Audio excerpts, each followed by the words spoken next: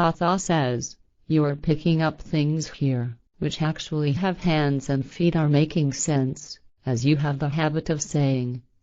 The catastrophe mentioned by you already has begun to develop, even if the responsible ones of the terrestrial governments and the economy etc.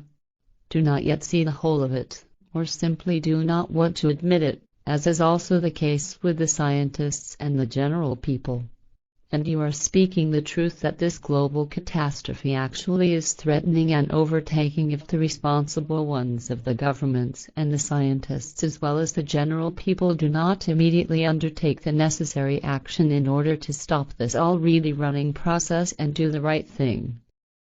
Billy says, "I myself also calculated this as a great probability according to the law of causality, respectively of cause and effect with regard to that which is occurring on Earth for quite some time and also at present, and what can be expected. One must only sum up 1 plus 1, then the result emerges by itself as an irrefutable factor of reality.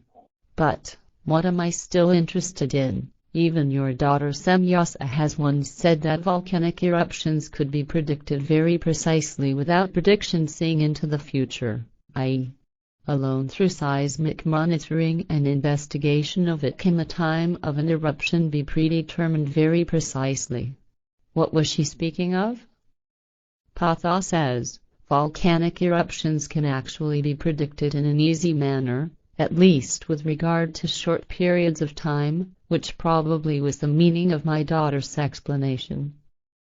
Billy says, "Right, we spoke at that time in the context of weeks, days and hours."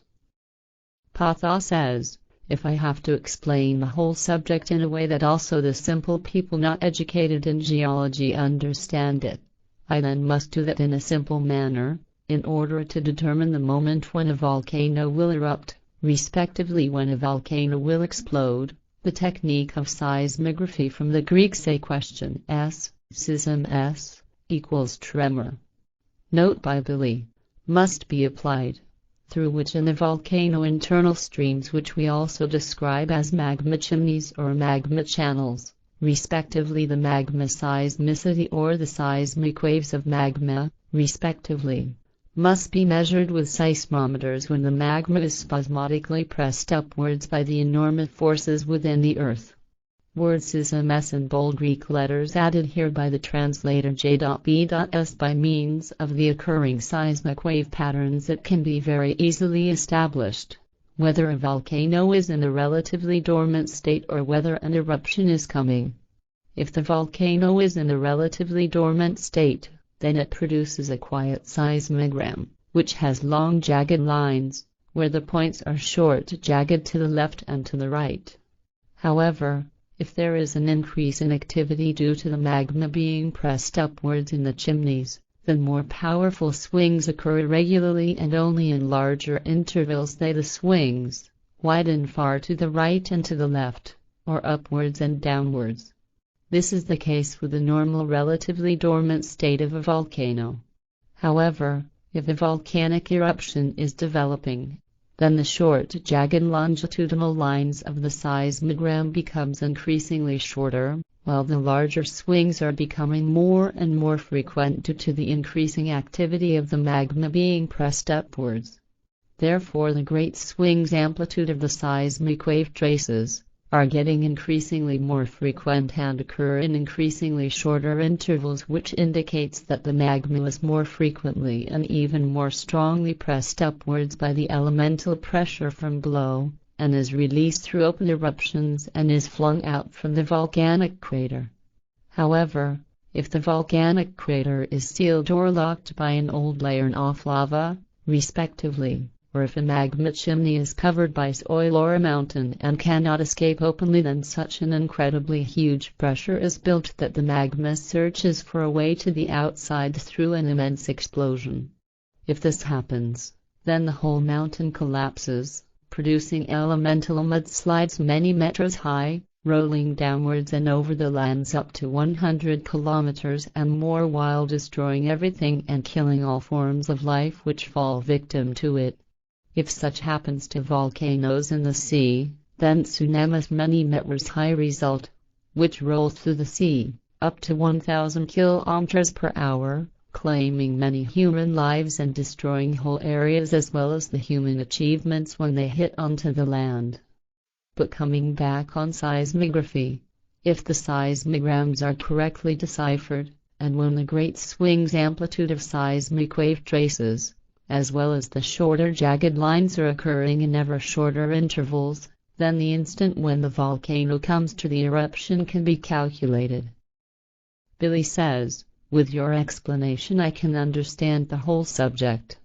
Actually everything is quite simple if one knows what has to be done. But look here, this is the additional text which I would like to add to the Kelchthervarheit Goblet of Truth : Note: this is part 2 of the contact. This part is an official and authorized translation. Patha talks about the truth about Merlin, King Arthur and the Excalibur. Patha says, King Arthur, or Artus, king of the Celts, contrary to today's depiction of having been a hero or the like, was absolutely not a courtly king in shining armor, nor a good-hearted and noble hero. King Artus was a fierce 6th century clan leader, a war king, who led his pagan warriors in bloody battles and raids. He was a slaughterer and kept the name the Boar of Cornwall. His knights truly were bloodthirsty murderous thugs, as you say. Artus himself was Merlin's protégé, a pupil of Merlin the Druid, for 7 years. Born on January 4, 469, Arthur died on August 11, 509 in the Battle of Camlan Crooked Valley, in a battle with his nephew Prince Medrawt.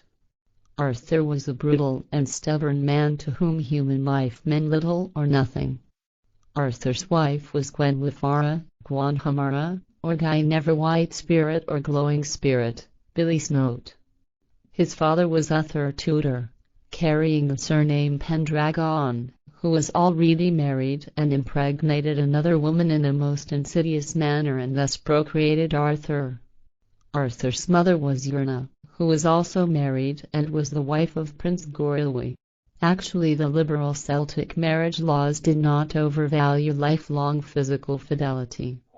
Thus, while Gorlois, the Cornic Duke, was deceived and cheated by the fraud, King Uther and Queen Gerna could engage in a sexual act. The story goes like this. Arthur's father, Uther Tudor Pendragon, fell in love with Queen Gerna of Cornwall, the young and beautiful wife of Gorlois, Duke and Prince of Cornwall. Gerna, however, was faithful to her husband.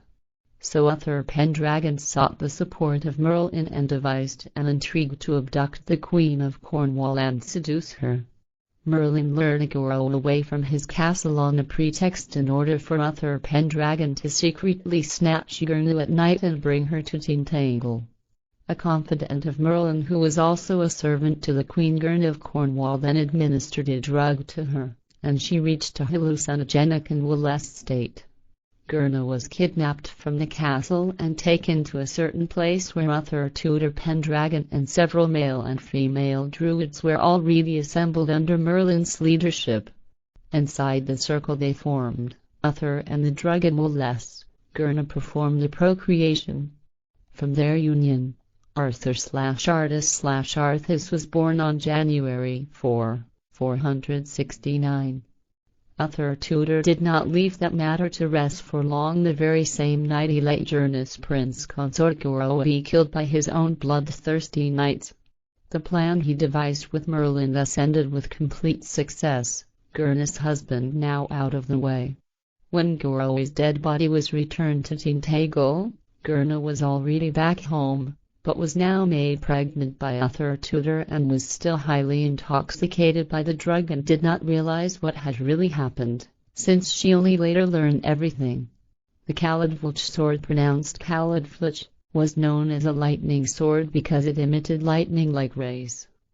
It later became known as Cliburn and was rendered falsely by the Church and its Latin language as Excalibur. It was a light ray weapon in the form of a sword, forged on the Isle of Avalon under the guidance and with the participation of the Plejaren I, Caradwina, a sister of my grandfather Ezekiel I.